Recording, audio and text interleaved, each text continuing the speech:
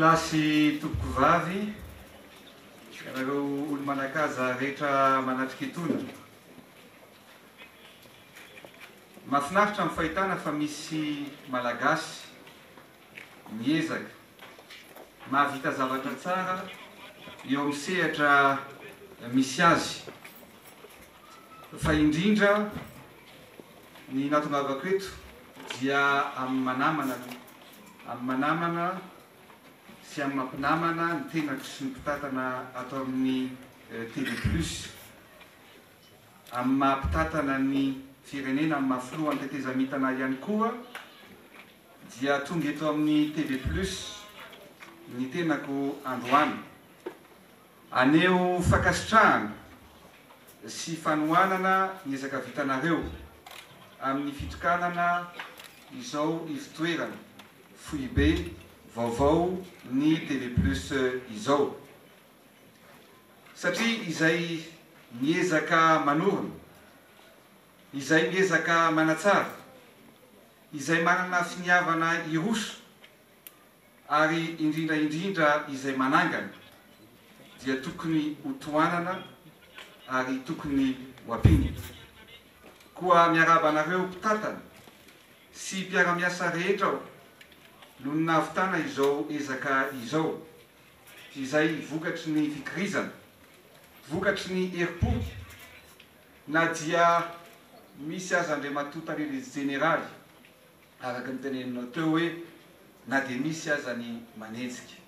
Tokony tsy atao akivo zany, satria fomba tokoa tatoato ary indrindra ankehitriny raha vao misy mahavita zavatra kely dia lazaina fa azo avy amin'ny zavatra maloto avokoa.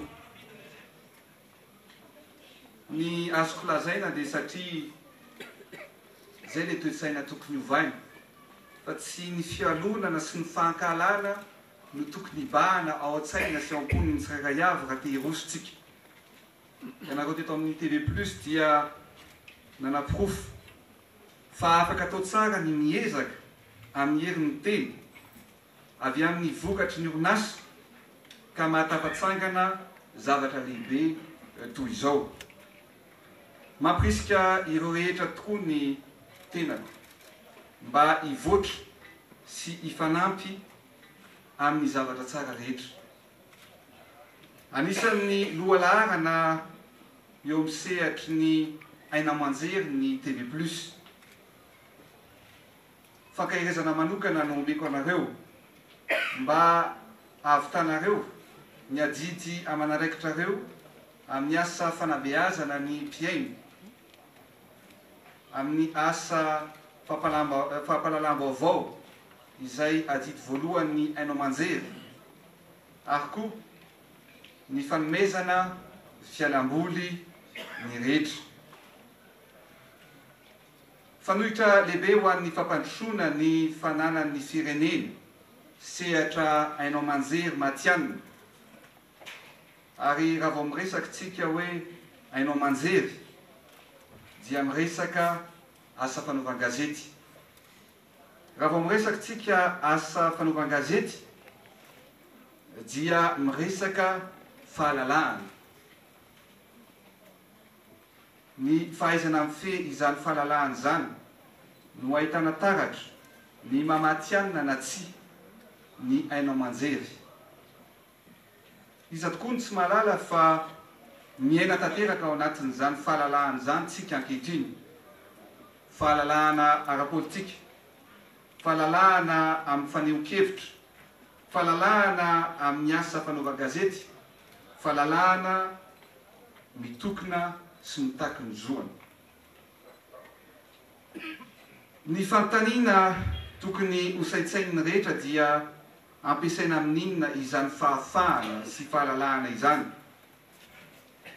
Ny fahalalahana anio hevitra ve atao amtehana sy andravana ny fahendrentsika malagasy? Ny fahalalahana anio hevitra ve dia hoentitsika amoronana akangatsy manorana? Ny fahalalahana anao grevy ve azo atao anampitehana ny hoavy, ny taranaka sy ny tanora? ary koa anaovana takalinaina ireo zanatsika. Ny fahalalahana ato anatin'ny tetezamita ve azo atao andravana ny hoavin'ny firenena. Ny manorina sy ny manangana no ilain'ny firenena, fa tsy ny mamotika sy ny mandrava. Isika zao dia tokony fanometanana ary ao anatin'ny fanorenana sy ny fananganana tanteraka isika, satria anangana ny rafitra ao anatin'ny Repoblika fahefatra. Anangana fomba fitantanana vaovao ary manangana fotodrafitrasa maro ihany koa ho an'ny taranaka faramandimby. Ankalaza ny fetin'ny asa isika ny voalohan'ny volana May, afaka andro vitsy zany. Koa amin'izany fety ny asa izany dia entaniko ny tsirairay avy mba hisaitsaina mikasika ny anorenana Madagasikara vaovao. Inona no asa miandry antsika ary inona tokony anjara andraikitry ny tsirairay avy, ny anjara andraikitry ny sambatan'olona amin'izany fanorenana Madagasikara vaovao izany. Ny tenako ombieny dia nanamafy ny fahavononako, ny tady, ny fomba rehetra amana ny olana sy ametrahana ny fitoniana sy ny firaisan-kina eto amin'ny firenena mba ahafahana mametraka an'izany Madagasikara mateonina sy Madagasikara vaovao izany. Ary amin'izao fotoana manahirana eto amin'ny firenena izao amin'ny maha-kiondalana lehibe izay diavin'ny Madagasikara dia ilaina ny fanaovana gazety matianina. Tsapako fa nanao ezaka ianareo eto amin'ny TV+, ary rehefa nanao fifaninanana na teto an-toerana na tany ivelany na tamin'ny sehatra iraisam-pirenena ihany koa.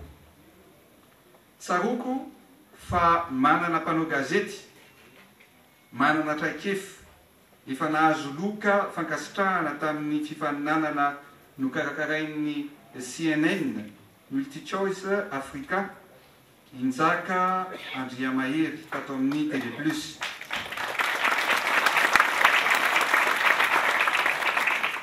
Ary ao koa ianao Ramatoa Ontina Real izay anisan'ny tale atao amin'ny orinasa, izay efa joviana intsony amin'ny rehetra, indrindra amin'ny fakingana amin'ny fandaharana kirakiranao. Ary ianao koa Andriamatoa Tale Jeneraly amin'ny fahaiza-mitantana sy nahavitana an'izao fotodrafitrasa lehibe sy goavana izao. Koa mba amporisihana ny talenta rehetra, mba ho fankasitrahana ny ezaka vitanareo izay mbola izahanareo any ariny. Ny fiadidiana ny tetezamita amin'ny anaran'ny tenako dia manolotra fiofanana manokana any ivelany ho an'ny mpanao gazety eto amin'ny TV+.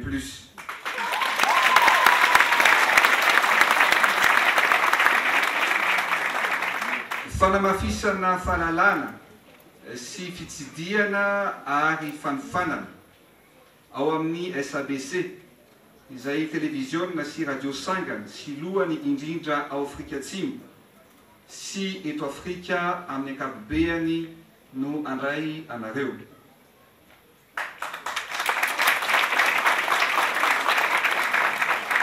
Tompo-klasy tompo-vavy, mendrika ampina izay hita fa tena miezaka, mendrika valisoa ny fikirizana ary toetsaina tsy fanamby, mafy asa sy matianina ary ao anatin'ny fifanajana tanteraka no ilain'ny vanim-potoana ankehitriny. Koa mirary soa ny TV+ ary mitsodrano anareo ho tody amin'ny tanjona kendrenareo ane ianareo, misaotra tompokolahy, mankasitraka tompokivavy.